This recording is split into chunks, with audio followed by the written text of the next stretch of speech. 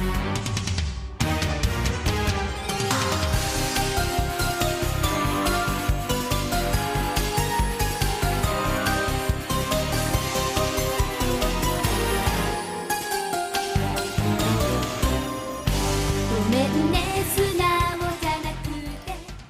to the Sailor Noob podcast, where a superfan and a noob talk about the original Sailor Moon episode by episode. I'm your host, Mikan Hana, joined by my co-host. I'm the co-host, Ka1iban. I'm also the noob. And the devil went down to Juba, and she was looking for a heart to steal. Pure heart.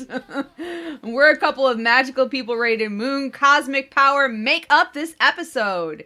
Today we are talking about episode number 93. Usagi no Akogare, Yubi no Tensai Michiru in Japanese. Usagi's idol, the graceful genius Michiru, the English translation, and the English title, Bad Harmony. Bad Harmony. Bad title. Yeah. I don't even know what that's supposed to mean. I don't know what that means either. I was going to ask you. Is this a thing? A bad harmony would be a harmony that doesn't sound good. Right. Isn't the correct amount of tones above or below the melody. Right. Something that is... Just to get real technical. Something that is unharmonious, but I don't think you would say it's a bad... Disharmonious. Harmony. Yeah, right. Yes. That would be better, but it's like they're like, music, bad harmony. Cacophonic. Yeah. Right, or even like dissonance, but kids don't know that name or word. There's probably half a dozen RPGs named something as dissonance or something like that. So maybe they do. Maybe they do. Kids have access to all kinds of things RPGs taught them now. that. Yeah, right. The internet taught me what that word means. I remember thumbing through my pocket Webster's way back in the day. Oh, boy. And then sometimes you go to the library and they'd have the full edition. You know, the big OED. The kind that it's like, it has to stay open. No, don't shut it. Don't shut it. We don't shut it. We never shut it. It'll crack the spine. Yeah, it always stays open. Yes, we need to honor this giant wordsmith of a book. More knowledge than matter can contain. Yeah. Don't close it, or you'll just break the spine. At this point, yes. We had a full physical encyclopedia when I was like a kid. And then we had one that was like on CD-ROMs as well. What was it, like Encarta or something like that? Brag. Okay. All right. I also went to the library. I went to the library a lot. I love the library. I still love the library. How big was your Bible? I didn't have one. Right there. Didn't have one. You everything you need to know. Yep. Sinner. Forehead. I was going to ask when you got that. Yeah. Well, actually, I'm Jewish and also Christian, but like not a whole lot of religion. But that was my experience. It's not all about Jesus and T2. No, it's not. Oh, it's mostly Jesus and T2. T2, as you pointed out, features heavily in this season of Sailor Moon. Well, they both died for our sins. Oh my gosh. Apparently they did. Yes. Sometimes people like the things that we talk about, and when they do that, they go to Ko-fi, ko-fi.com, and they put something in the tip jar. Yeah. And that has happened recently. We got some coffee money from Christine, one of our new listeners. Oh, thank you, Christine. That's awesome. Yeah, we really appreciate that. Peek behind the curtain. I was talking Mika's ear off all day long about the new tech issues that we're facing. Yeah. It's not, I mean, it keeps the show. I mean, you're listening to the show right now, so obviously it doesn't keep us from doing the show, but I don't know what it is, man. The gremlins are going crazy around here, and we're having to look at maybe replacing the laptop we do the show on. So yeah, it's inconvenient, but getting a little love from the listeners, getting contributions from our patrons, and people putting money in the coffee jar. All of these things really help us and keeps us in your ears. Yes. Where we belong. So yeah, if you appreciate the show, if you feel like you can help us grow or help us fix all of our stupid technology, keep afloat. keep the gremlins check out at bay. Check out our links in the show notes, either to our Patreon, where you get extra content for your contributions, or just giving us a little, hey, nice job. Yeah. Have some coffee. We appreciate if coffee a nice means job. silicon and chips for your computer. That's how they are fixed, right? Right. You just put a glove on, and then you like just tamp it in there. Yeah. Give me some more silicon. Tamp it, get it in there. You hear the crunch. You hear the crunch. You know that means it's working. Yes, that it is. Everything has snapped into place. Yes, and a lot is of now snapping. Ready to work. I told the guy at Geek Squad, I heard a lot of snapping. I think it's probably okay. That's how I know it was good. And he's like, yeah, let me get this blank work order out, and then we'll just... Yeah. And then he pulled the glove on. And yeah, and I bent over. Yeah, right, Yeah, exactly. right. Oh, boy. Yeah. I think this show is, this episode is working overtime at being amazing, but why don't you give us a breakdown of... What? I don't know. The show we Maybe not. watch? The one, I guarantee the one we're doing does not fit that description. Okay, maybe not. But us so far, our Sailor Moon S has been pretty good. So anyways. Oh, yeah. I mean, look at the numbers. Yeah. Pull them up like John Madden or whatever. Yeah, right. That right here. That's some good time, Sailor Moon. Boom. Would you like to give us a breakdown of today's episode? Yeah, I will. We open at Chez Chiba. We get right into it. And Usagi is knocking on Mamoru's door. She's got cookies. Mm-hmm. They're slightly burned. I love how she advertises that. Well, she's just honest. You know, she's not going to, she doesn't want you to pull the cookie out and, oh, they're burned. Like, you know what you're getting into. Yes. But Mamoru doesn't answer the door. So Usagi goes inside. She sees that apparently he's studying. He's got some classic music on.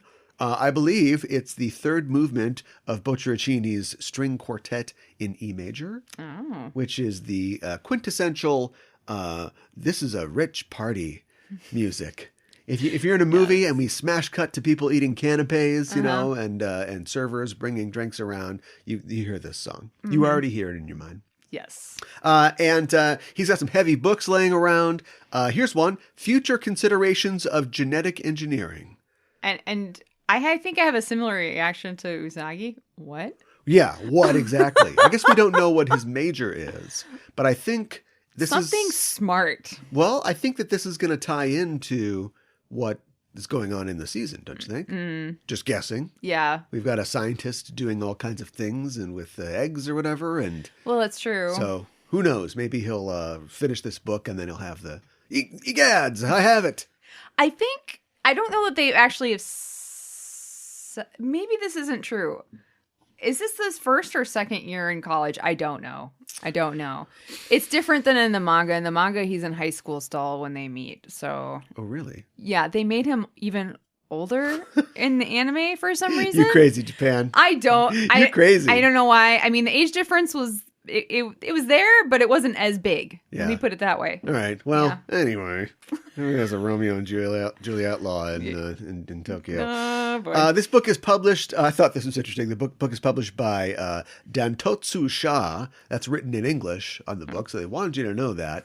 Dantotsu has no equivalent in the English language, but it probably is best described as meaning better than the best. This is the superlative best. Like this is top of the line.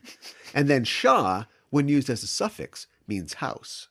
So I think this is the publishing house, and they're saying this is the best. These books are the best. Well, it's much better than Random House. Yeah, this isn't just some random house. Yeah, This is the best house. Yeah, right. So get your genetic engineering books here. And she's just has a blank look on her face. She's just like, wow, he's in college. And she spills her cookies all over the table, and that is not a euphemism. And she sees these charred cookies covering Mamoru's geometrically arranged things, his expensive textbooks, and she thinks, I guess these cookies don't fit him. Just then, Mamo comes in, tossing a can up and down of something. He was at the vending machine. I hope that's not a carbonated drink. And he sees Usagi crying, and she says, I guess I'm good for nothing. I fail as Mamo-chan's wife. Ack! Chocolate? It's like Kathy. And Mamoru is like, no, don't cry. Here, and he eats a cookie. And we go through the whole process. He's like, He has to force it down. He's like, I like burned cookies. And Usagi's like, oh, Mamo. And they hug. Yes. It's sweet. It is sweet. And we match cut from the shape of them hugging to a statue of two people hugging in a park. Yep. Which I looked for, but how are you going to find that on Google anything? That's a good point. I don't know if this is a real statue or if they just so wanted much to of this do... show is real. I just thought maybe That's true. Yeah, I didn't go like step by step through Google Street View on Juban Parks. You didn't? Well, why not? I was pressed for time. Don't you have more time than that, Cal? I'm kidding. I had to look up that classical music thing. Usagi is telling the girls about what happened. Her squad, the squad, hashtag squad girls. I like it. And they're like, so he ate all the burned cookies? Well, I hope he doesn't get sick. And Usagi's like, oh, what do you mean? But Ami's like, no, look, they're fine. And Usagi's like, oh, thanks, Ami. And Ami says, because if they were fully cooked, he probably won't get food poisoning from them. Now, the reason I'm going through this thing beat by beat is because after it happens, the music starts to get really tense. And we zoom in on each squad member in turn, like it's an episode of Dragon Ball Z. And we see the cats, and the cats are like cowering, though, trying to climb up the back of the bench, and they're like, Usagi! And we zoom into Usagi, like she's going to explode. And she's like, today's Usa-chan is a good Usa-chan. Ha ha ha ha ha. Say Ami. And Ami's like, yeah? She's like, teach me something. Genetic engineering. Mako, teach me to cook. Minako, teach me English. And Minako thinks this is in English. Why? I love it. It's so great. Ray, teach me to wear a kimono. All of these will make me a perfect wife. And Mako and Minako leave the ground. They run away so fast. Yeah. And they Ami's do like the spinning leg thing. Yeah, take off. Ami's like, well, you should study your school lessons before we get into genetic engineering. But Ray says, she's not serious about this stuff. I already tried to teach her to wear a kimono, and I don't want to be your teacher. Bleh. And she drags Ami, and they leave. Mm-hmm. And Luna says, you have to admit, when you try to learn something, you get bored really easily. Mamoru probably doesn't even want to marry you. I don't know why. Hey, why are you crying? It's like, Luna, do you hear yourself? She should... does have a purpose. She's just here to antagonize Usagi at this point. It just kind of seems like I remember the Senshi was in last season. They pointed out at one point, Luna, sometimes you are a little harsh on her. Like, yeah, they bullied Artemis so bad that he almost got torn apart by a pack of dogs. Yeah, I know. Yeah. So she's hard on Usagi and Artemis. Well, Usagi feels it. She says, "Et tuna, Luna." And she runs off. But she doesn't get far, because elsewhere in the park, she hears the sound of violin music, and she comes upon a band shell where Michiru is playing the violin as Haruka listens. And Haruka's tossing a lemon up and down, maybe a yuzu. A lot of tossing, a lot of one-handed juggling in this episode. Yes. She says, there's definitely a concentration of energy in the city, and humans are being attacked. But Michiru says, there's no point in worrying. We were given a very vague memory of our past life. What? We have to find the 3 talismans, summon the Holy Grail, and return it to its rightful owner. Jesus? Who owns the Holy Grail? Yeah. Oh, yeah, look on the bottom here. Oh, yep, Jesus engraved right there in the bottom. It's very plain cup of a carpenter. Michiru says, extracting the hearts means the death of their owners. But Haruka says, that's the way it goes. To save the world, sacrifices have to be made. Human sacrifices. Apparently. Yeah. Usagi sees Michiru playing, and she's in trance, saying, this is it. This is the perfect princess figure. I look up to people like you. And Haruka chuckles. She tosses her lemon to Michiru, who does this lemon juggling dance, I guess. Yeah. I didn't know she was in the circus. She bounces the lemon up and down on her violin while increasing the tempo of her song as she spins around. So while this is just going on, Haruka continues, well, I'm out of here. I'm going to go cruise around on my motorcycle. I'll see you, bunhead. And Usagi's like, I'm not even mad, but they're not buns. Michiru finishes her song. She catches the lemon and says, running around aimlessly won't solve this problem. Yeah, no, it won't. But I looked up the whole lemon juggling violin thing. Yeah. This is all that came up. This specifically came up. Yeah, this 93 episode. Yeah, of it Sailor was Moon. like this episode of Sailor Moon. Okay. So I don't know that this is a real thing. If you cosplay Michiru, then you better be doing some lemon juggling. That's all I can say. You can fake the violin playing. You can have a CD player in your pocket or something, but we better see some lemon juggling. With the violin. Yeah. Clearly. You bounce it on the violin. Yeah, right. Cut to an art museum. Michiru and Usagi are walking its halls, and Usagi is carrying her violin case, which is cute. Mm-hmm. She says, "Are you going to become a violinist?" But Michiru says, "I don't know. I'm not sure which road I should take. I'm lost, so to say." And Usagi's like, "It me. And a boy walks up and says, "Hey, are you Michiru Kaio, the one who painted this picture?" And he points at a painting hanging in the gallery of, it's like a space whale. It's like a whale in space or something like that. Yep. It looks like something that Lisa Frank would airbrush on a panel van. Yeah. Yes. Mona Lisa Yes. Frank. The label next to it says space and Michiru's name. And the guy says, "I'm a huge fan. I'm looking forward to your exhibition." And Usagi thinks, whoa, we are not alike at all.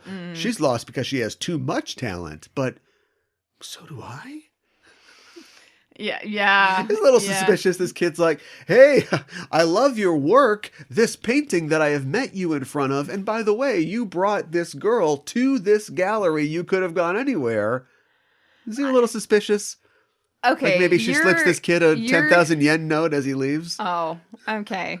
I mean, maybe you're like, Michiru is sus, is what you're saying? I think that she's very accomplished and possibly maybe wants people to know about her accomplishments. Well, that's all I'm saying. It's a lot of coincidences. A lot of coincidences. I guess I just right here in the Kaio Hall of this museum. I guess I just took it to mean like maybe it was nearby and she thought, "Oh, let's do something, so we'll just go walk at the museum." Yeah, and then it just I am happened. pretty good at lemon juggling. You like whales? Outside the museum, Haruka comes zooming up and says, "I feel better now. I thought I'd try to look for their HQ, but it's not that easy." And Michiru shushes her. And behind them, Usagi is just sawing away on her violin. And everybody in the crowd is like, "Oh my God, make it stop, please." Yeah. Cut to the cafe, Coffee Mime.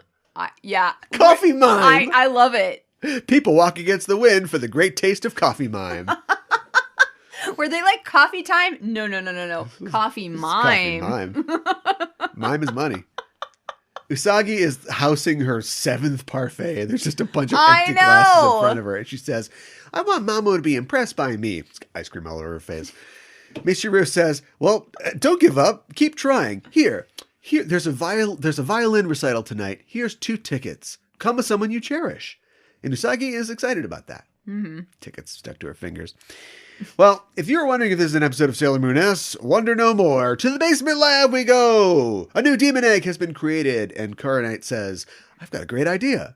Go get him, demon egg." Mm-hmm. And the egg rises to the streets of Tokyo. Is this a translation thing? She keeps saying she has an idea, and she doesn't do or say anything. Is the idea in this case, I have a new target, I know where to send this Maybe, but it's not clear, and it's not like we saw her, like, pinpoint this violinist before. Yeah. We didn't see that. This is the running bit here, is that she's got an idea and we never hear what it is. We never hear the punchline to the joke. We never see Wilson's face over the fence. Yeah. Like, what's the bit here? I think Ka1iban is she's kind of like a hands-off, like, evil manager, but like she's so hands-off we don't see her actually working. She's just like, no, I got this. I have an idea. And then just cut to idea. She's like, at some point he's going to be like, "It's time for your review. And I've see all the times here on this chart that you said you had an idea." Yeah. And then I went on your Instagram and I know that you went to Coffee Mime and you were just sitting there all day. So she was like disguised as a server and she was like, "Oh, I know." That night, Mamoru and Usagi attend the concert and they are way overdressed for this thing, but they're having fun. Mamo is in a white tuxedo. He looks like Marlene Dietrich. And Usagi is in a pink ruffled skirt, strapless dress. They look like the poster of an 80s high school movie starring Molly Ringwald and C. Thomas Howell. one for the bunny. Yes. Mamoru's like, wow, we're going all out, huh? But Usagi says, excuse me, I'm a future princess. Are we ever going to talk about how they get to the future? No. She's like, I'm a princess in the future 1,000 years from now. She's a queen in the future. Knows how but that happens. Yeah. Maybe that's coming on the horizon here. Boy, it's getting colder. Anyway, we'll talk about it later. Squad also arrives. They're all gussied up. Luna told them where Usagi was going to be, and they are apologetic for earlier. And I think no hard feelings. Mm-hmm. We're going to have a good time tonight. Ray says if Usagi starts to fall asleep, she'll pinch her butt to wake her up. Okay, thanks, Ray. Yeah, you don't. What? I know. Ami says, are you fine with your music lessons?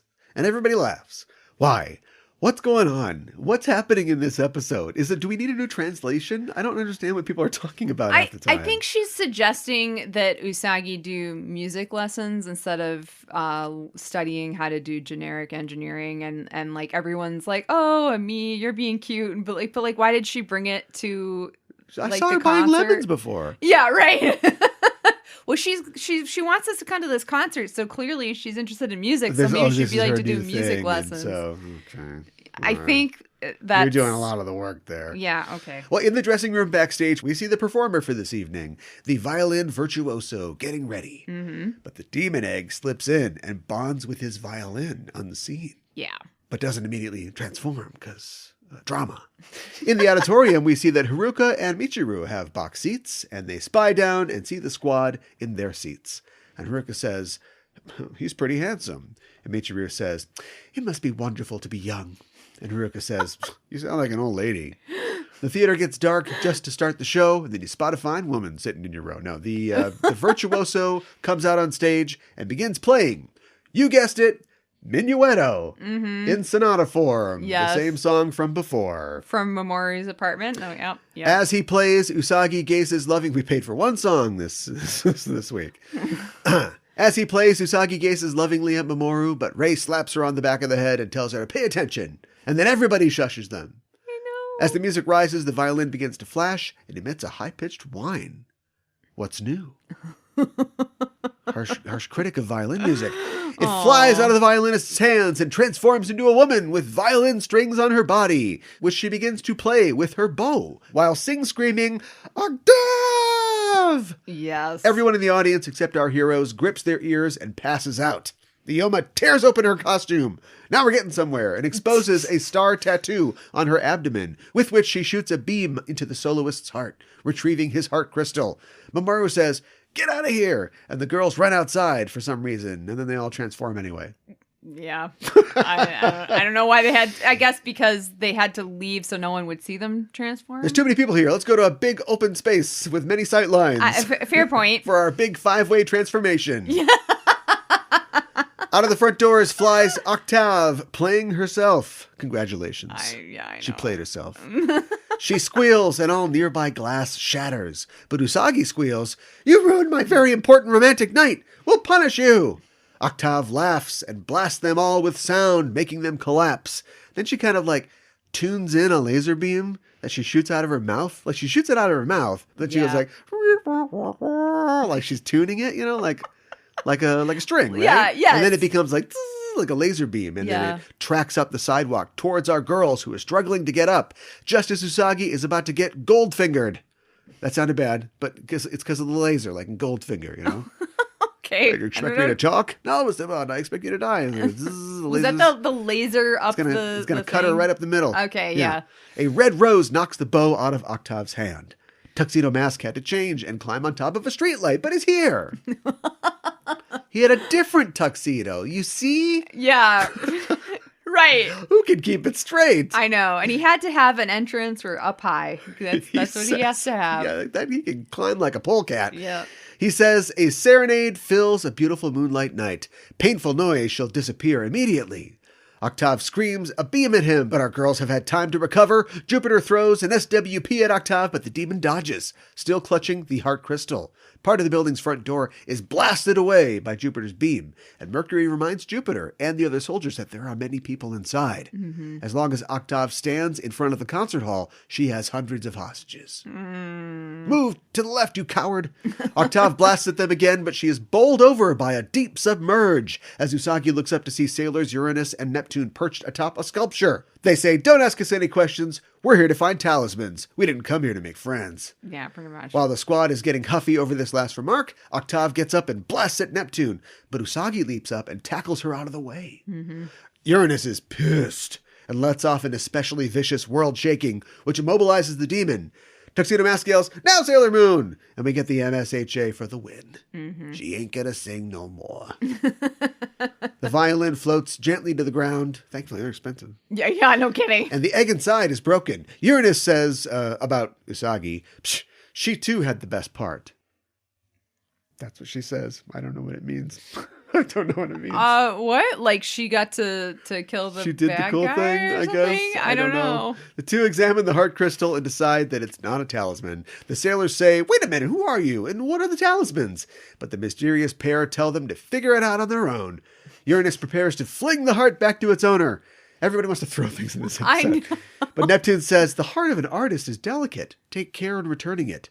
The sailors are like, "Rude." But Usagi says, "They seem nice." We pan over to Tuxedo Mask, and he has a completely blank look on his face. And it just holds on him for like 4 seconds. Do not know what's going on in this episode.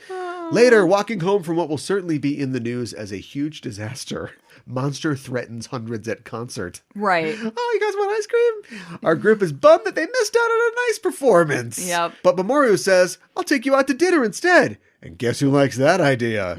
Luna and Artemis are like, "What about your wife lessons?" And Usagi's like, "Oh, I'll start tomorrow." Because wives can't eat, I guess. Yeah, I don't know why And she has to start right then. Ray's like, "You're treating us all, right, Mamoru?" And he's like, yes. And everybody argues about what to get. Chinese. No, French with wine.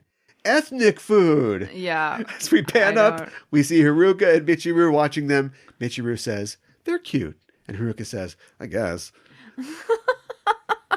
The end. Yes. Yeah. Well, we have a segment for that. We do. So here's a little spoiler. I've seen the next episode. Yeah. Fine. Okay. What happened on this one? I don't think this episode is as bad as you think it is. Well, once again, I guess we'll get to it. Let's talk about this instead. So we were just talking about Ka1iban yeah. and Ka1iban is the thing. We're talking about collarbones. Yeah. And the idea that, and I don't want to say anything bad about S, but I have to be honest. Go for it. Like Usagi and her burned cookies. They're the bad guys. So the mystery here is Uranus and Neptune, right? So far. That's our first half mystery. Then we'll get later into the other bad guys. And as we saw in Sailor Moon R, at least the second part of Sailor Moon R, which itself was then divided into two parts, where we had a set of bad guys and then mysterious benefactors, evil benefactors in the future. We're doing that now. And like the seams of what they do here are showing in that, as I called out, we literally just go to the basement. It's the same 40 frames footage of animation. Yeah. It's literally the same setup. It isn't like Ka1iban, before she goes in is like, "Okay, I failed a couple times now, but this time I've got a good idea." And then like they have some different conversation. It's the exact same thing.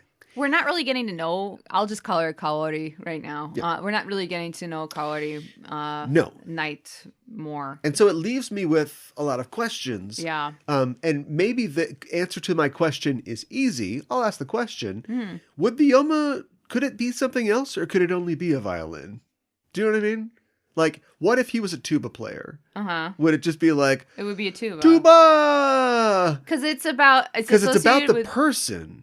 But it's also about, like, the object that it goes into. No. That's what I'm saying. So, So when she says, I have an idea, I'm assuming, and maybe this becomes more explicit later, but for now I'm going to assume that she means I've got the person all picked out. Yes. Somehow she has a connection to the egg, and so it's not going random places. It doesn't become like, a trash can or something like that, although maybe we'll see that in the future. Garbaggio! Gomi! Gomi means garbage, yeah.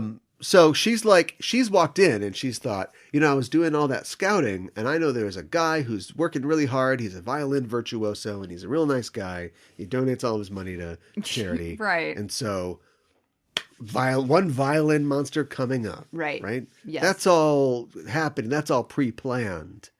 So it's not like a stack of cards and they could just literally be anything and it doesn't matter because we just know that it's just like, oh, they're just weird monsters, whatever.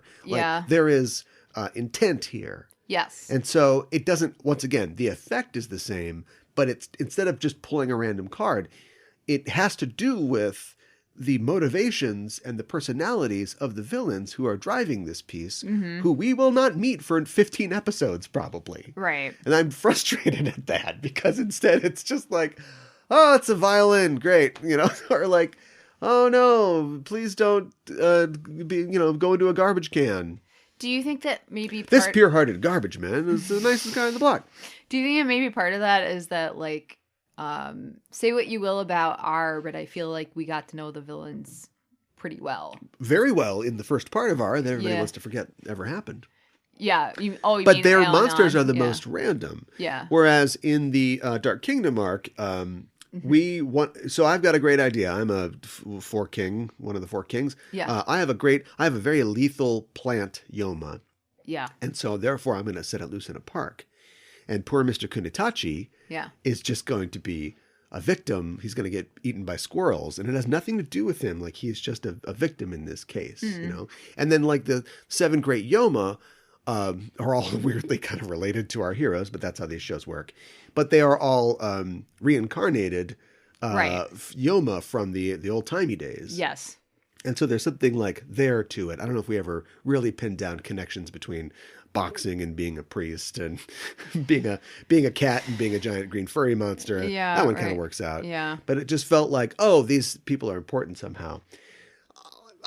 Honestly, at the end of the day, I guess I don't know what I'm complaining about other than I feel unsatisfied by the villains. Oh, it's a puzzle. I mean, that turned out to be like one of the coolest. I thought that was really cool. Yoma, but it has nothing to do with cats or a little girl with a pure heart. She was a cat person? Right. Just because the girl also loved cat. I mean, I guess the puzzle was if it was a puzzle of a bulldozer or something, we're in trouble, right? Yeah, right. Bulldozer! Just flattening blocks of Tokyo. With like a skimpy outfit on. Right, so, right. How do we make this bulldozer more erotic? That's what these guys... How do we make it sexier? That's what the Sailor Moon design team is thinking. Yeah. Just throwing paper into the trash basket. Where do we put the boobs on this bulldozer? Where do we put the star tattoo? Yeah, right. Yeah. I mean, I guess I understand what you're saying. Like, it just seems it's not like the monsters aren't random, but you feel less connected to it. They feel random. Yeah. Yeah. Yeah. Even though they aren't random. Yeah. And I guess I was thinking about it. Kaori Knight does say in the very first episode of the season something, it's like some one-off line about when like the Daemon was like taking Rei's pure heart, about how like, oh, while you're doing that, I'm going to scout out other pure hearts around the... Yeah. And so I guess we're just supposed to think... I guess this is where she's getting her ideas from. Yeah, I guess... But if she had said what you'd normally do writing-wise, and again, maybe this is a translation thing, is that you would say, I'm going to look for candidates. Right. And then every time we see her at the beginning of the show, it's the same animation, but we ask the voice actress to record different lines. She says, I have a new candidate. Right. And we know that that's... Because I know... you're right 100%, I think, or at least I agree with you. Like, that was all to set this up. Yeah. Because they knew that they were going to ignore all that. So they kind of let it make its own gravy and, like, do the work for us. Mm-hmm. But I'm feeling more and more as we go episode by episode... I don't feel like it really gets the job done other than you covered your bases. I hear you. And in a season where I think things are going so well, yes, I'm just surprised that this part's just like, You watch this show, you know what happens. The bad guys go, They're oh like boy, hand waving. don't fail this time. Go get them. I know. We just do that ad nauseum. Yeah. Guy with glasses and like evil laugh tells, sexy lady to do stuff.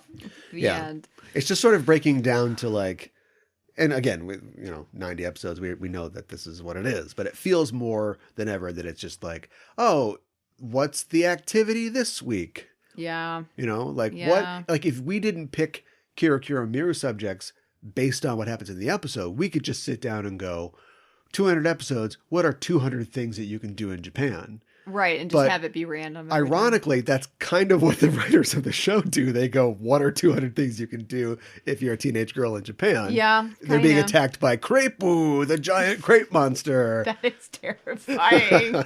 Oh my god. And just like whipped cream for hair. And like, I'm just trying to think of like what else, like strawberry earrings and yeah.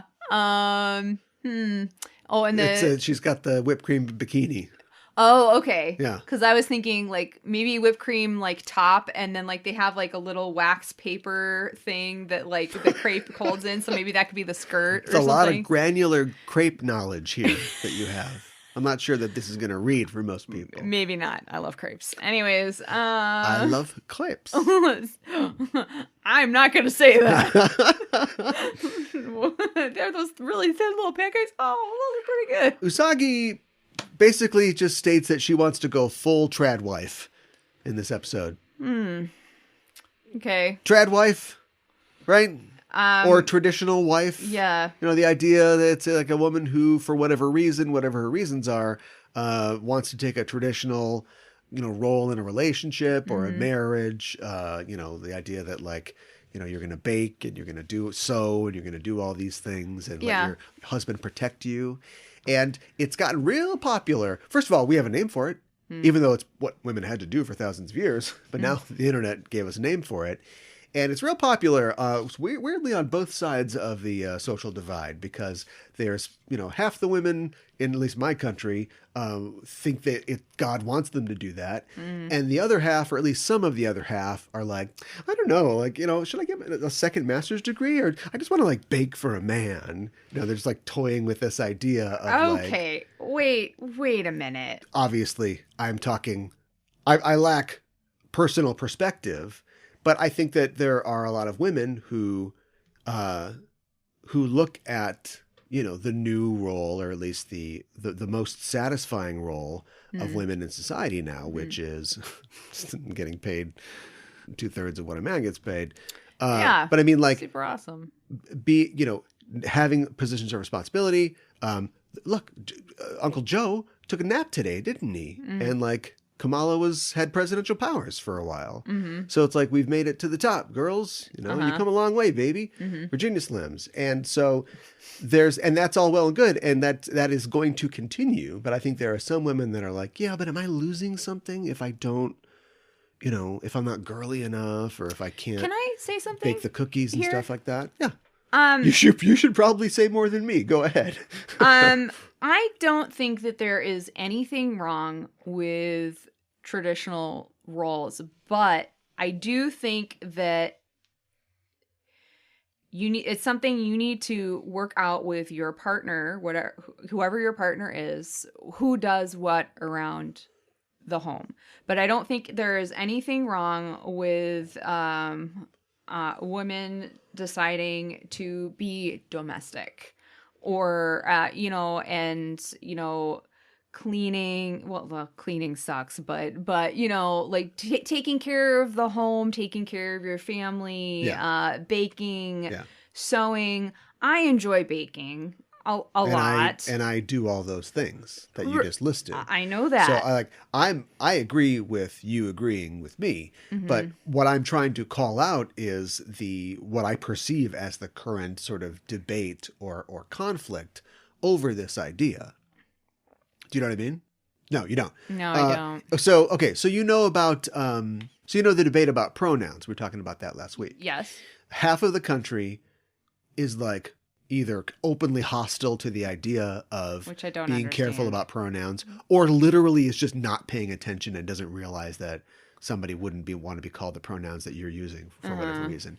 And then the other half of the country is like literally sweating blood trying to make sure that they get everybody's pronouns right, and even questioning like, oh wait, but is that, they said this, but wouldn't it be this? And like there's this whole flow chart about pronouns. Now I'm on the side of conscientiousness, you know, and calling people, respecting people, interacting with them in the way they want to be interacted with. Exactly. But I do admit that there is a lot of like consternation on my side for getting it right.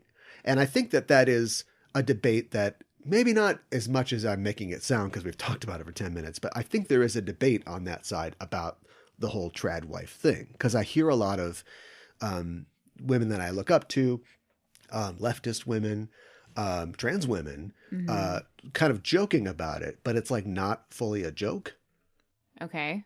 You know, it's sort of like self-conscious. I don't like the term tradwife. It comes off as negative. But they've picked that me. term, though. Who has? Intellectuals.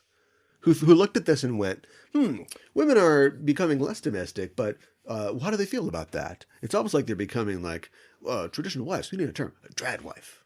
But did the people who you're talking about who chose to be traditional wives, did they choose the term? No, they don't know about tradwife? terms. That was what we were saying before. Okay, that's why I don't like the term. Yeah, no. Well, yeah, but the thinky people who you respect and you want to think like, you know, and analyze and be respectful, they're the ones that came up with it. Well, I think it's a disrespectful term. I think that's making fun of people who choose to live their lives that way. Well, okay, this is not a show about yay or nay tradwives, but look up tradwife on Wikipedia. Not right now. Okay. that was a very traditional wife thing to do. Don't say that. Oh, a man told me to do something. No, just kidding. It's like just kidding. Cal told me Just look kidding. up a word, so I'm like, okay. Send your hate mail to. Wow. Look it up on Wikipedia. It's 3 paragraphs long, and it's like 3 of the most tense paragraphs that you'll ever read. Oh my gosh. So clearly I'm not it is, looking forward it's to a very simple, no, I bet people at home can do this too. It's a very simple idea, but it is complicated. fraught. I have done my best to try to like go, Yeah. I think there might be a landmine in the backyard. Well, yeah, okay, yes, I would agree with that. But I mean, but it is, it's a conversation. Yeah. I'm not, you know, I think that it's part of her character. We're almost halfway through this adventure of ours, and I've come down firmly on the side of, I think this show is feminist as hell, despite the fact that it's about girls and makeup and candy and stuff like that. Right. And so I just think that conflict is built into Usagi's character. You know, Ami has to either be a sailor soldier or be a doctor in Germany or something like that, raised, torn between a life of being a completely isolated, you know, psychic warrior, or like going to the mall with her friends. And Usagi's like torn between leading this group of superheroes into the future, or like, you know, not burning cookies for her hubby. And I think I think that's totally valid. I think that especially in the 90s, it was like, oh, interesting. But like now it's like, now we can look back at that and go, yeah, I mean, can you do it all? Can you have? Well, I think that's the part of the debate, right? Can you do it all? And yeah, but nobody for ever. Some people, sure, anyways. but nobody ever looks at Spider-Man and goes, Spider-Man, he just wants to bounce his kid on his knee, you know, or he just wants to take his kid to a soccer game. They go like, well, is he going to save the world? He's going to make out with Mary Jane. Yeah, I know. It's never right? framed the same way as it is for like a female superhero. That's very true. Where she just wants to, I want to be a normal girl. She said that over and over again in the show. And then also she's got to like cut a robot's head off, you know? I know. Well, and I do think that... I don't know how you guys walk around. I mean, It's tough. It is tough. It's tough. But I think that Usagi does want to be a traditional wife to Mamoru. She wants to take care of him. She wants to be, but she doesn't. She's bad at this stuff, and she knows it because she can't cook, and she can't, you know what I mean, and she can't bake, and. But anyways, I think that Japan has to this day. I think it's changing.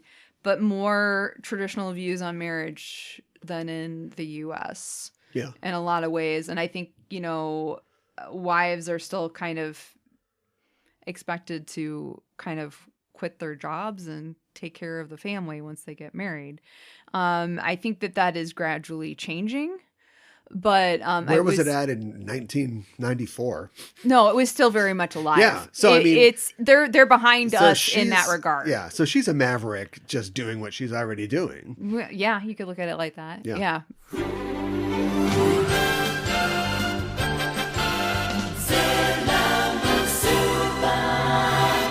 How would you describe Just Enough Trope? We are the Just Enough Trope podcast. I'm your host, Ka1iban, joined as always by my co-host. Hi, I'm Mikan Hana. Oh no, does this mean they can hear all the things I yell at the TV during Downton Abbey? Why did you do that? How do you plead? Let the game begin. Yeah, check these fresh moves. Oh! Don't shoot man in face. This isn't the Save Gotham fundraiser. It's the Chill Family Reunion.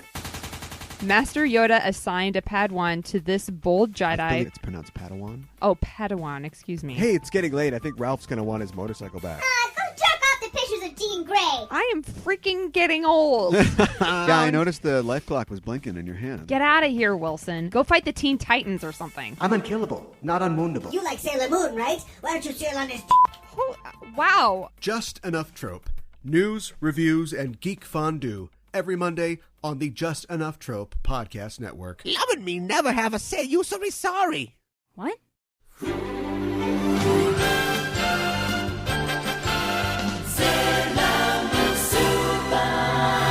Today on Kyoro Miru, or Curiously Looking Around, where we talk about elements of Japanese culture within the episode. Today, I thought we would talk about classical Western music and orchestras in Japan. Interesting. Yes. You said West. I did. But that's the East. It is. Oh, I guess I'll have to listen to this. Well, because violins are a classical Western instrument, and they went to see classical Western, orchestra There's too much violence on TV. It's what? Okay. Now I know what those parents, the groups were talking about. Mm. There's so much violence in this cartoon. Due to Japan being closed to foreigners from 1603 to 1868, Western classical music was largely unknown in the land of the rising sun. Oh no? Yeah. They didn't have Vivaldi? No. Until Japan was reopened. When Japan did reopen, a lot of foreign musicians from France, England, Germany, and the United States came to Japan to perform, teach, and lead groups of Western music. It must have been, and I don't take this the wrong way, don't read the wrong thing into this, but it must have been like aliens landed. I know that like aliens literally landed, Wow. but in like a movie or a TV show when like aliens show up and yeah, they're probably going to eat us in a couple acts, but like they're like, oh, here you go, we're going to cure cancer. Oh, check this out. If you rub this ball, it makes a trap beat or something like that, right? And then there's like this thing like, whoa, what's this? What's this? It must have been crazy to be like just a average Joe, Japanese average Jin, Yeah. Japanese guy at that time, Uh-huh. and just be like, oh, what's going to happen this week? Some French guy was like playing a violin. It's like nuts. Yeah, right. Well, I think there was just like, I feel like maybe there was like this really interesting cultural exchange happening at that time because like nobody had been into Japan for years either. Right, but they make a movie like Topsy Turvy, I know, where we see how gaga everybody in England goes for like the Japanese exhibit. Nobody ever makes a movie about the Japanese people going, huh, okay, snare drum. That's true. Cool. Yeah, I maybe in Japan. I don't know. We should check that play out. Moby Dick, yeah. Yeah, so the Meiji government wanted to encourage Western music within the country, so they created military bands in the Navy and Army. They established the Music Study Committee, which was a precursor of the Tokyo University of the Arts. They also set up a course for music education at all grade levels, so Western classical music was taught to all children in Japan starting at a young age. And they appointed a group of musicians within the Gagaku Orchestra, which is a group of the emperor's court musicians who preserved a repertoire of older Japanese music, typically ceremonial and traditional, to study Western instruments, repertoire, and notation. And I did just want to mention that gagaku literally means elegant music, and it is a type of Japanese classical music that was historically used for the imperial court music and dances. Huh. So, Played on traditional instruments. Japanese instruments, but a group of these musicians was assigned to learn. They're like, okay, you're good at Japanese instruments. You're and the music. best shamisen player I've ever seen. Yes. Now here's your ukulele. Right. Essentially, yeah. In 1874, gagaku musicians were also required to perform Western music at certain imperial gatherings that were influenced by the West. Music, like a lot of the arts, gave Japan a way to both prove that it was modern and show its desire to be seen as a contemporary artistic competitor. And gagaku musicians formed the first Western orchestra in Japan. In 1887, the Tokyo Music School, the first school to teach Western classical music in Japan, opened, and education included the koto. Everybody knows what the koto is? Flute. No. Damn it. I know, right. So it's typically the many stringed instrument, usually 13 strings strung over like movable bridges for tuning different pieces.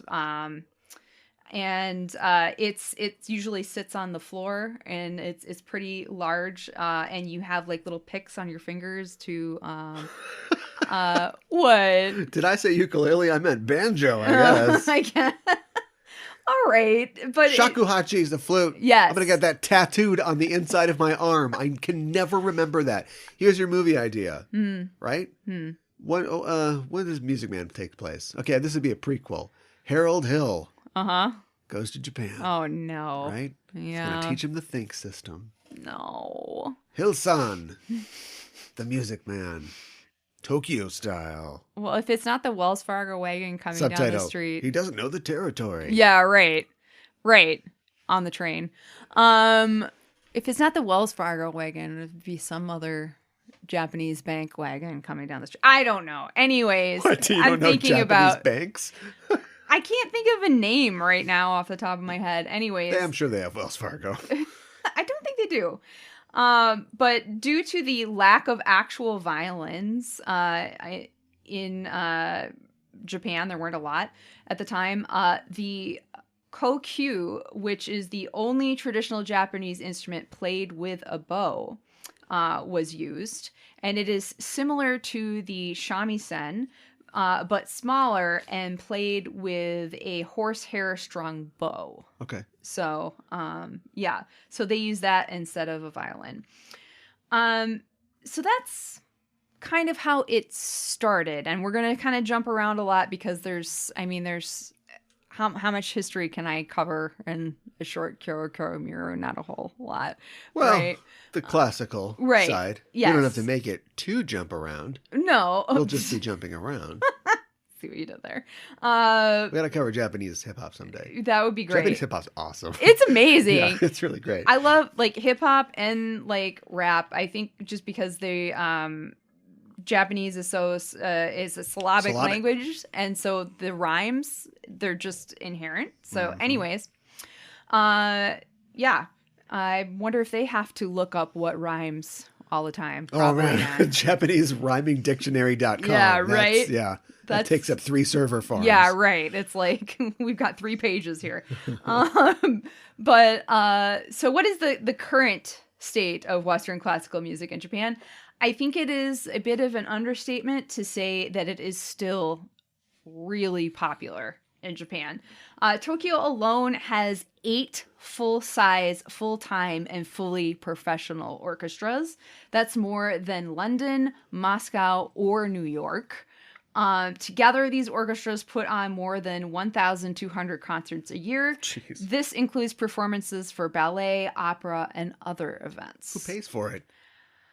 Well, people go. So it's not, I'm sure they have an endowment for the arts like we do. Yeah. But some of our orchestras exist solely on that. And then, of course, we'll put your name, on the wall, rich person. I'm sure that happens in Japan, Throw too. us your jewelry. Yeah. But you're saying that, people just go to this stuff and appreciate it. Go. Yeah. The Tokyo Philharmonic Orchestra during the fiscal year of 2019 was the best attended orchestra in the country and brought in around 536,000 guests. The second highest attended orchestra in 2019 was the Tokyo Symphony Orchestra with around 200,000 attendees. Wow. In Japan, there are around 1,600 orchestras, about half of which are in Tokyo and the surrounding area. Suntory Hall in the central district of Asakusa in Tokyo is considered to be Japan's best concert venue and is frequently thought of as one of the best in the world due to its acoustics. The Suntory Hall opened in 1986 to commemorate the 60th anniversary of, you guessed it, whiskey and 20th production of beer by Suntory. So with special guest Charlie Daniels. Yeah, right. He's not playing. he's here to drink. Everybody. He's here to drink. Exactly. Since Michiru specifically plays the violin, I wanted to talk about the violin in Japan a little bit. The first crafters of violins in Japan were Sadajiro Matsunaga and Masakichi Suzuki. Both were originally trained as shamisen makers and began crafting violins that were modeled on instruments brought to Japan at the end of the 19th century. So people brought them in and they're like, I think I can figure out how to make this. What kind of wood we got? Yeah, right. They utilized Japanese maple and pine and sometimes sycamore. So There you go. Yeah. In 1887, Suzuki founded the Suzuki Violin manufacturing firm in Nagoya, and by 1903, they began to make guitars and mandolins as well. In 1910, the company received an award at the Japan-British exhibition in London, and in 1917, Suzuki received a Medal of Honor from the Japanese government for his achievements in violin manufacturing. Mm-hmm. At the time, his company was making thousands of violins a year. And Masakichi Suzuki's son was Shinichi Suzuki. Any guesses as to who Shinichi Suzuki is, Cal? A motorcycle expert? No, okay, all right. I'll get into it, and then maybe you'll be able to tell me more. Shinichi was a musician, philosopher, educator, and last but not least, the founder of the International Suzuki Method of Music Education. Oh, so can you give us a little bit about what? No, because I have very little formal musical education. Oh, I'm almost completely self-taught. My parents didn't have any money for that kind of thing. So now that you say that, I am familiar with the Suzuki Method. Maybe my sister got to do it because they were a little more liberal with the Mount Moolah for the education for her. But no, I had to learn everything on my own. I didn't learn thank you to all of my band teachers when I was in grade school. But no, all of my music is, I had to learn myself. So yeah, I didn't actually learn the Suzuki method either, and I kind of feel like maybe if I had, maybe I would have taken to it a little bit more. But anyways, he was a very influential music education person, especially for children, and he was a violin player himself. He was inspired by listening to recordings of Misha Alman, who was a Russian-born Jewish-American violinist who had been playing since a young child, and he taught himself basically how to play by listening to recordings. And so he was wait. So the Suzuki Method is my method? Is what I did? Basically. I wish my dad was rich. I would have turned it into a method. Well, so the Ka1iban Method. He basically, the Suzuki education style known as the Suzuki Method is a way of teaching music that aims to create an environment for learning music that is similar to the linguistic environment of learning a native language. So there's a big emphasis on listening, and I guess listening and observing, and also young children learn. Lots of times parents are very much involved with really young children. Like, he believed that anybody could learn how to play. Like, very small children could learn how to play an instrument. What? Yeah, Music Man. All right. Kind of seems like we found our Music Man. Oh, okay. It's Suzuki, The everybody. story of Suzuki. All right. I could see it. The Suzuki Man. The Suzuki. I like that. And he's like, no, use the system. Anybody can do it. This 4-year-old child could do it. Smells that tar heating up. Oh, whoa. They're emptying out pillows. No, Sorry, stop it. it's the Music Man. Suzuki also believed that this type of environment would assist to foster good moral character. This is the part that I remember Okay. about him is that, we all want good moral character, but like part of his pedagogy was that it's like, oh, it's also good for the child. Right. I don't think his dad was... I think he had strong character because he chose to pursue different things. I guess his dad was not very keen on him, like, being a musician. Spare the rod. Yeah. Give him a bow Oh. for their violin. And he like worked in the violin factory and everything. Like he was putting stuff together as like a little kid. And yeah, anyways, his dad finally relented and was like, okay, fine, be a musician. But during his life, Shinichi was proclaimed a living national treasure of Japan, which is known as ningen kokuhō in Japanese. This is a term for those individuals certified as preservers of important intangible cultural properties by the Ministry of Education, Culture, Sports, Science, and Technology. It's our old friend Next. Yep. They're back, everybody. And it's as based on Japan's law for the protection of cultural properties, or bunkasai hogoho. Suzuki was also nominated for the Nobel Peace Prize. Jeez. All right. Yeah. So. All right. Anyways. So it's more of a Mr. Holland's Opus type story. I guess. I'm seeing less of a romance about a scoundrel who is, one step ahead of the angry townsfolk, and more of a, we'll throw some cancer in or something like that. We'll throw, a scare in. But at the end, he gets on the stage, and the auditorium, it goes back year by year. All the students that he's taught, I could see that, honestly. They're all clapping. Because a lot of music swells. Yes. So even though neither of us have experienced the Suzuki Method, millions of people around the world are taught the Suzuki Method all the time. It is still widely popular and used for very young children and adults alike, I think.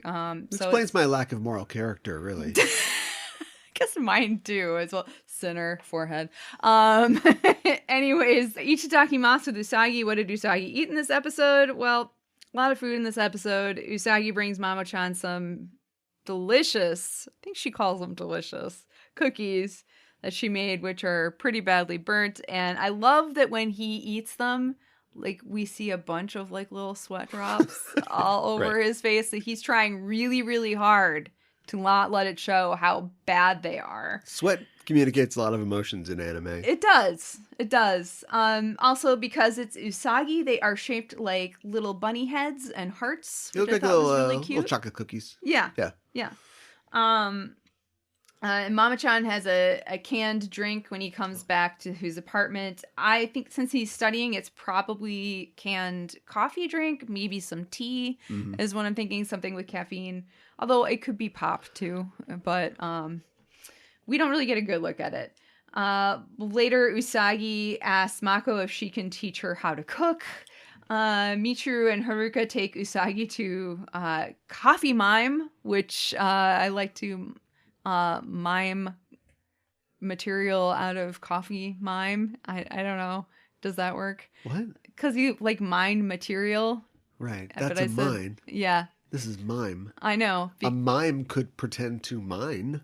I was just trying to put a If play on words. you could go, well, if it was called the coffee mine, then yeah, we've got all kinds of nuggets for you.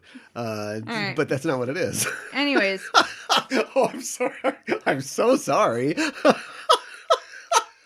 moving moving on, where, Usagi downs 7 glasses, things of parfaits, and she has vanilla ice cream all over her face, and Michiru and Haruka maturely sip on their coffee. Yes.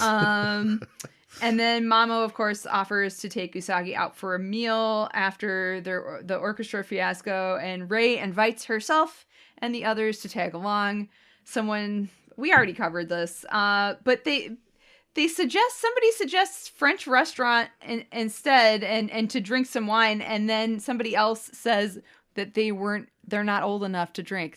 So they're reminding us how young they are. Sure. And it's like, right. Okay, all right. Anyways, villain gauge, we rate a baddie 1 to 5 dark stars, 5 being the most wicked. The daemon in this episode is named Octave, or Octabu in Japanese. She is named after an octave in music, of course, which is the interval between one musical pitch and another with double its frequency. Anything else you want to say about an octave? Do, re, mi, fa, sol, la, ti, da. That's an octave right there. There you go. But not like do, re, mi, no, no. Not monotone like that. No, that would all be one note. That would not be an octave. Right. Her character design, pretty straightforward. She has light purple skin and is basically a humanoid violin. It kind of reminds me a little bit, I can't remember her name. You just showed me this YouTuber who likes to dress up as inanimate objects. Oh. I'd like to see her take on some of these Sailor Moon villains here. I guess so. If anybody's read the comic or watched the Netflix, The Umbrella Academy, there's a character called the White Violin, who's Right. like a human violin. Yeah. Right. Which was after this, but I don't know that, what's his name from My Chemical Romance? Gerard Way! I don't know. You Sailor Moon fan! He must love Sailor Moon. Right? I don't know. Maybe. Don't you It's possible. I don't know. Right age, right time. You're not willing to commit to this. You are closer to aughts music than I am. I don't know anything about aughts music. Nobody's singing was about... not a big fan of My Chemical Romance. Okay. Okay, I see. I see. You're a conscientious objector from the Chemical Romance. No. I literally don't know. Look, I would like to say, I think that there are a lot... Where do they get the hair and the eye makeup from? It's all anime, right? It's all anime influenced. Is it? I think a lot of it has to be, sure. Yeah, okay.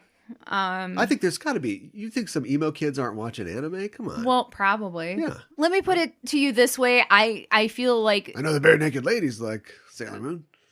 Don't get me started on that line. I don't appreciate that line, bare naked ladies. I know that there are a lot of sexy things in Sailor Moon, but my little Sailor Moon heart was very offended at that line.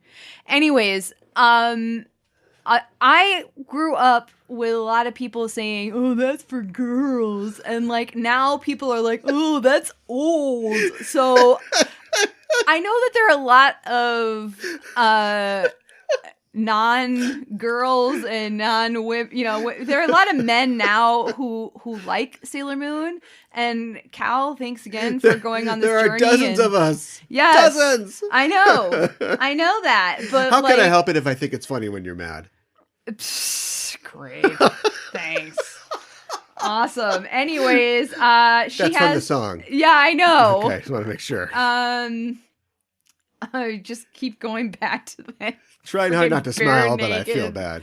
Great. As you're smiling, everybody. The kind of guy that laughs at a funeral. Yeah. I just can't help myself. You can't understand what I mean. You soon will. Great. So she has a brown bodysuit that has 4 strings running down the front that she plays with her bow. The bodysuit covers her shoulders and her head, giving her a bodysuit widow's peak. And there is also a small point over her chin as well. And then on her head are 4 tuning pegs and the scroll, which are supposed to be her hair, which I think is kind of neat. And her star tattoo is on her stomach. Also, she has brown high heels. So we're up to our rating. So her design might be kind of simplistic, but this is a diamond that has stuck with me for some reason, because I was really weirded out that she was a humanoid violin that played herself and like Congratulations. sang. And I just found it uncomfortable and kind of creepy. I think her screechy voice is terrifying. And she basically just says her name and ow, but she sings everything. It's just, she sings everything. Right. You know, like a violin player. Yeah. What? No. Where's her lemon? That was Haruka's One lemon. Dark Star. Whoa. You're skipping ahead to your go thing. Go ahead.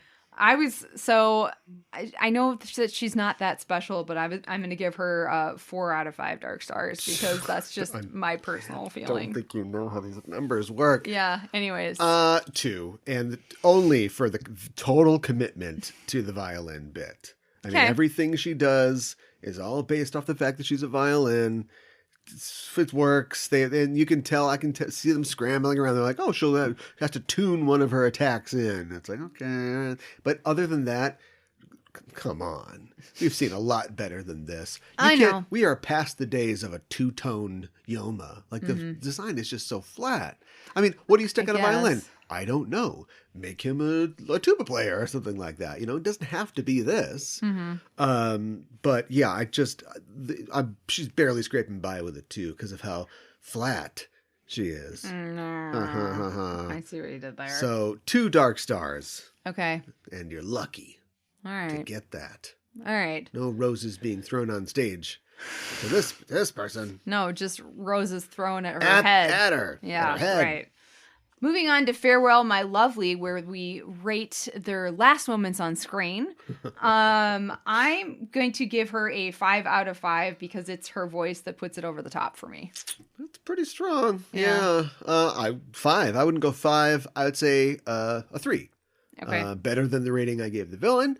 High pitched. Very great, high-pitched. Great pause. There's this moment of tension, and then explodes into lovely. Yes. And that's what you want out of a death rattle, a death lovely. That's the kind of thing that we're looking for. Yes. So she didn't live well, but she died well. I would say that is probably fairly accurate. Yeah. Moving on to Sabu or Flat Dub. Lady sang. Oh. Sorry, go ahead. Not my title. Go ahead. I know. Sabu or Dabu, where we talk about the most interesting differences between the sub and the dub. When the dub aired on Cartoon Network, Jupiter's Power Sparkling Wide Pressure was changed to Jupiter Thunder Power. All right. But in the DVD release, the attack was changed back to Sparkling Wide Pressure. So, I don't know. That must have been some sort of mistake. Weird. In the original, Usagi discovers Mamoru's book about genetic engineering. In the dub, the book was changed to be about classical composers. Huh. I don't know. Okay. In the dub, both the scene where Mamoru hugs Usagi to comfort her and then the following scene, which transitions to a statue of 2 figures hugging, was cut for some reason. Don't try that Highlander stuff around here. I literally don't understand why that was cut. And in the original, Rei says that she doesn't want to be her teacher again, but in the dub, she, in addition to saying this, she calls Usagi dumb and says that she's not a good match for Darien. It's like they made Rei meaner. Yeah. So yeah. In the dub, when Serena is walking up to Michelle and Amara while Michelle is playing the violin, Michelle says, "Psst, meatball alert," which is just Weird. dumb and weird. And it's not something Michiru would say.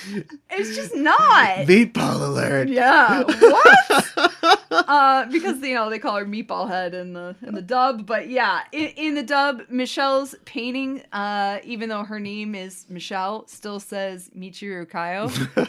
Yeah. In the dub, It's so tough to change letters. how is it that it's even in English? I know. It's all white. You put the background on there. Yes. Yeah, you just stick it right on. Yes. In the dub, when Serena's playing the violin, Amara says, she's pathetic. Wow. They make them so mean. I'm going to run over her with my motorcycle. Seriously.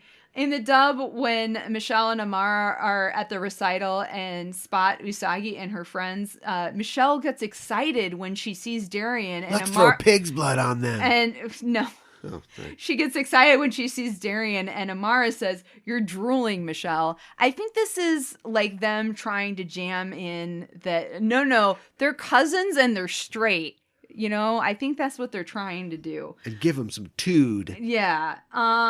In the dub, the scene at the concert where Usagi is looking at Mamo-chan with heart eyes, and then Rei slaps her to get her to pay attention to the performance, and then the argument that follows, all of that is cut. I think they just didn't want kids acting up at public events. Well, Rei smacks her in the head. Yeah, physical violence. But we cut the hard eyes too. I don't know. In the dub, the scene with the Diamond Star tattoo again was changed, but this time it was just shortened. In the original, as the senshi transform, they say make up together. In the dub, this was changed to Sailor Power. Sure. In the dub, Sailor Moon calls the Daimon Banjo Brain. So there you go. Not too bad. And You're too high-strung. Yeah, right. Something like that. That would have been way better. In the dub, the dialogue in the last scene after the concert is altered pretty badly. Serena says something about not giving the cats any anchovies. Rei says Darien looks like a, quote, total guy. And then Usagi gets jealous. And Michelle calls Serena a big dweeb. So just both sides of the Pacific Ocean, people are having strokes, like putting this together. I guess. I don't know. What was the anchovies? What? I don't know. That I guess they're gonna go out to dinner, and then we'll get the cat some anchovies too.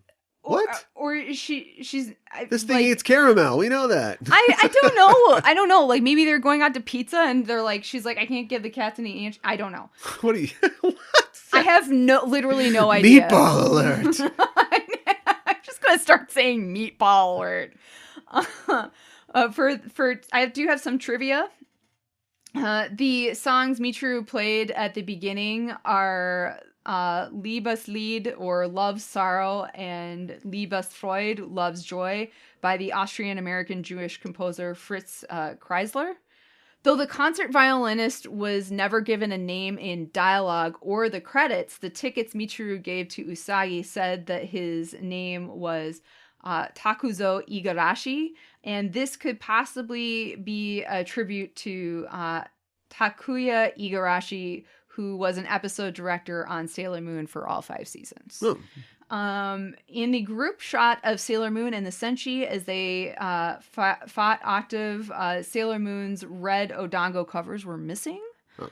According to an interview, the outdoor concert hall where Michiru is playing the violin is based on the Hibiya Kokaido Music Hall in Chiyoda City, Tokyo. And I've seen images of it. It looks exactly like it. Oh, okay. Yeah. That works. So, yeah. Does it have that big statue out front that 2 people can stand on? That I don't know. What if the artist who made that statue was attending the concert that night? He just sees them standing on it. It's like, oh, it's just rude. It's disrespectful. That's my art. You would not be happy about that. Yeah. So now we're at our rating. I love how sweet Mamo is with Usagi at the beginning, eating her burnt cookies and sweating. I love all the senshi getting prepared for Usagi to get mad, and then she isn't mad, and they're not prepared for her asking them to teach her things. I like how sweet and encouraging Michiru is with Usagi, and I love the romantic date that the senshi crash, but in a sweet way. And I think the Daimon is terrifying, and I love Michiru I think she's so mature, and she thinks the senshi are kawaii, and I think that's great. I really like this episode, even though it's not, like, amazing. So I kind of want to give it a 4, but I think I'm going to give it a 3, because it's not really cohesive, so I'm gonna give it a 3. I'm going to give it a 1. Okay. I want them to know that I wanted them to know that this is a 1. This All is right. not good Sailor Moon, no matter who it is focusing on. It's too bad that it's our introduction, or true introduction to Michiru, but this is not a good episode, down to the animation being bad. Really? In some sections. I always know, you think the writing and the animation don't necessarily have to line up, but I No. find that when the show is sloppy visually, it's usually sloppy script-wise as well. And I don't know, maybe you've got a holiday weekend coming up, and so you got to rush this one out. You don't have as much time, but I could feel that this is not all together, from the lines that don't make any sense to the, whole thing at the end where, Sailor Moon saves Neptune, and it feels like that should have some resonance other than the fact that also those two characters shared some time together earlier on. It doesn't seem to fit. The boring villain design. She loved lead well, but also her death, like the scenes leading up to her death were just sort of like flat and nothing's going on. Mamoru's face as Tuxedo Mask says it all. He's just standing there. They're like, we had a couple extra seconds we had to fill. And so she's just like, huh. Cut to the next scene. Oh That's my face. His face is my face. Okay. 1 rose. All right. My English title is Usagi Inspired, Life Icon Michiru. My Cloverway title, it's a Cloverway title, goes back to something that we talked about earlier. It's Don't Trad on Me. Next episode, we are talking about episode number 94. Pure na kokoro o mamore, teki mikata mitsu tomoe ransen in Japanese. Protect the Pure Heart, the 3-way battle, the English translation, and the English title, Swept Off Her Feet. Okay, all right. Uh-huh. That doesn't give me much to go on. No, Unless the Yoma's a broom. it might be. Unless that's what happens. Maybe. I could see there being a broom. I mean, a little bit of Fantasia inspired Yoma. I don't know. See, now I'd be okay with them stealing from like classic animation. They sparkling white pressure, and then it turns into 2 Yomas. Yes, In that fact, would be fun. They kinda, actually, remember when they did that in the live action Sailor Moon yes, I do. at the party, which is obviously a costume party. That's why you're going to wear a costume to it. Yeah. They fight the cacti Yoma that Yes. keeps splitting up as they try to kill them. Yes, Yeah, yeah, that was fun. that's a great memory. A Yeah. lot better than this episode. Okay, I will admit And that's you a can lot better. You can hear us talk about great memories and episodes like that on our Patreon at patreon.com/Sailor Noob, where we're still talking about live action Pretty Guardian Sailor Moon. Yes, The team is together now. they are Kind of. kind of. They've all fought together, though. They have. And they're learning to live, laugh, and love. Senshi style. Yes, and they're hoping Venus will officially be part of the team soon. We'll see. There's still an empty chair. Yeah, we'll see. We talk about that, and we are always talking about pop culture, topics, Sailor Moon, movies and TV, and also the issues that we bring up. We talked about something kind of thorny and interesting today, and if you've got an opinion on it, we want to hear that as well. We're open to conversations of all types, so join us on our Discord or on our Sailor Noob media, social media at Facebook and Twitter and Instagram, all those places, and let us know what you think. Yeah, let us know what you're What do you think thinking about my movie pitch? Yeah, Which right. one? Mr. Japanese Music Man. I also want to mention that this is some out in the future still, but we are working on merch. We are thinking about what to deliver to the audience as merch, what we can get away with because of licensing issues, that sort of thing. We're having preliminary conversations about merchandise for the show. But if you are interested in merchandise, Sailor Noob merchandise, let us know, and that'll help us make some decisions. I don't know if we want to take pitches because we don't want to disappoint anybody or rip you off. If you have a great idea, you do it. I don't care. But we are working on that right now, and if that's something that you think would be a good idea, maybe let us know. And maybe let us know what you'd be interested in, like t-shirts or mugs or I don't know, that type of stuff. See, we don't have any idea. No, we have some ideas. We don't have a lot of great ideas. Kids still like sweatshirts, right? Yeah, right. What are those kids up to these days? Because if you go to some of these, because it would be, I mean, I don't have a screen printer, so it would be like, you know, drop ship, your TeePublics, your Threadlesses, that sort of thing. And some of their options have cooled up a little bit, but I've been doing this for a while, making merch and doing podcasts. And like when I first started off, it was literally like, here's a, you know, the baseball cap that's like mesh, but it's got the white part still on the sides and stuff. Mm-hmm. Now those ironically kind of come in and out of style, but they didn't mean it ironically. They thought that they were dressing like a little league team, you know what I mean? And they've got like the baggy sweatshirts and stuff like that. It's like, I don't know, man. You have to wait a couple more years for that stuff to come back around. Like, it's not cool. The merch they have now is cool merchandise. Oh, okay. Well, there you go. Yeah. So be on the lookout for that. Well, that's our show for this week, and the Name of the Moon will be punishing you next week with another episode of Sailor Noob. Meatball Alert.